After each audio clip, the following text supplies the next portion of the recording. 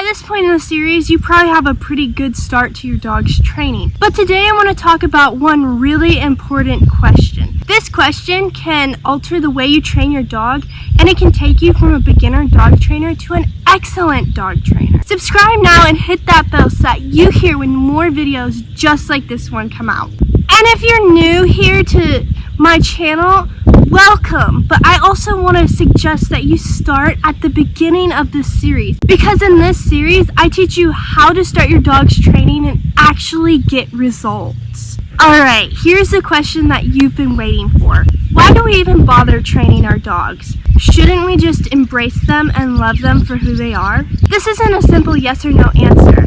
I believe that we need to give our dogs the best life possible, and if we answer this question, it will help us do so. First, I want to address the second part of our question. Shouldn't we just embrace our dogs and love them for who they are?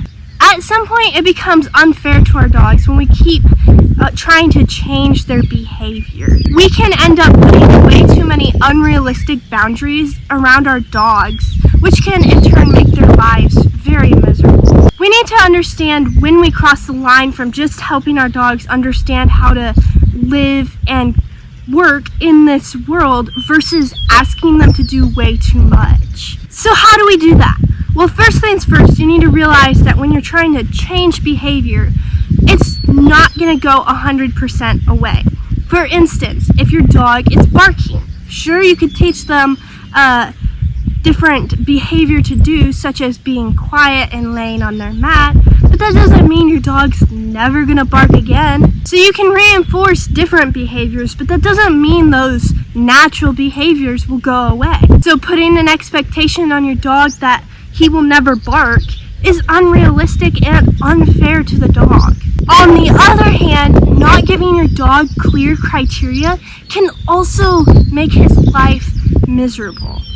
Dogs always want to please us, and so when we give them no guidance onto what we like, that can make them not feel fulfilled. Dogs were bred to work with us and to want to work with us, and so when we give them zero rules and zero boundaries, they may seem like they're enjoying it, but in reality they're just trying to find something to do because they're bored, and you're not giving them any clue as into what is right and what is wrong. Dog trainer Susan Garrett puts it this way: positive is not permissive.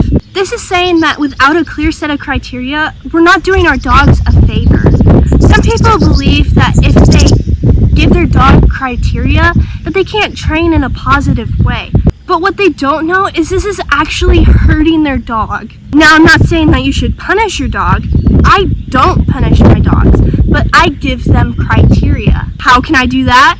It all boils down to how I train them. When training my dogs, I keep it upbeat and fun, but I never bend when it comes to my criteria for the finished product. Trainer Bob Bailey once said, the difference between a good trainer and a great trainer are the words, "that's good enough." I'll give you an example. When training my dogs to go to a mat, or I like to call it the hot zone, then I give them the criteria that their whole body needs to be entirely on the mat. That means that if one of their feet is off the bed, then they're not meeting my criteria, and that means they don't fully understand what I want of them. Here's where a lot of people say, he should have known better, he knows how to do it. But no, our dogs are a reflection as our ability as a dog trainer. So that means if they're not performing to our standards or our criteria, that means it's our fault. There's a flaw in our training plan. So instead of putting the blame on our dogs, great trainers go back to the drawing board and find the flaw in their plan, and then figure out how to reteach it to their dog so that their dog can better understand what they want of them. While we do need to understand that our dogs will not be perfect, they want to work with us and they want to please us, so we need to give them clear criteria so that they can do so. But we also need to make sure that we're doing it in a positive and kind way. So that leads me to the first part of the question. Why do we even bother to train our dogs? I I've already covered a few answers to this already earlier in this video, but there's still more that we need to cover. First things first, it's for their own safety. There are plenty of dogs who get hurt because they ran into the street, were chasing wildlife, and many other more reasons. So it's for their safety. I don't know about you, but I want my dogs to live as long as possible. So, for Elmer, my goal for him is for him to live to 20 years old, which is 5 more years than the average Border Collie Lab mix. And my dog Ellie Mae, my goal for her is for her to live 15 years, which is 3 to 5 years more than the average Labrador Retriever. I only want that for them if they're truly happy and healthy that whole time. But I have a goal for them to live as long as possible. To get them to live that long, I'm going to have to give them the best life possible, which means that I give them as high quality food as I can afford. I train them and exercise them every day, and I make sure they're just happy and not stressed or worried all the time. Most of my training revolves around keeping them safe, behaviors that keep them safe. Now, as they get older and more experienced in those behaviors, then I might move to more trick-like things, but they don't even notice the difference because I train like everything is a trick.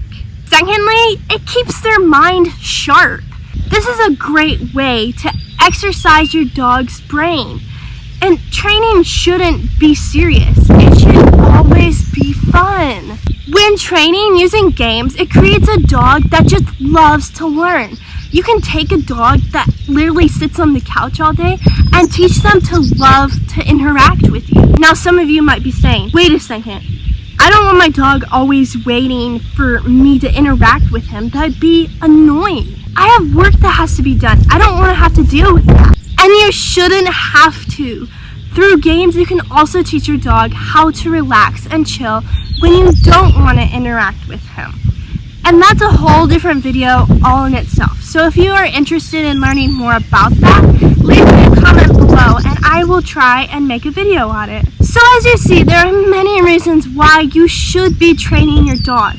But we also need to remember that dogs are not robots. But I have found that dogs are capable of a lot more than people think they are. You just have to break down the steps into easy, achievable chunks. What are you currently working on training with your dog? Let me know in the comments below. This was the last and final video in the dog training crash course. I hope you guys enjoyed this series as much as I did. Have a wonderful day, guys, and I will be seeing you in the next video.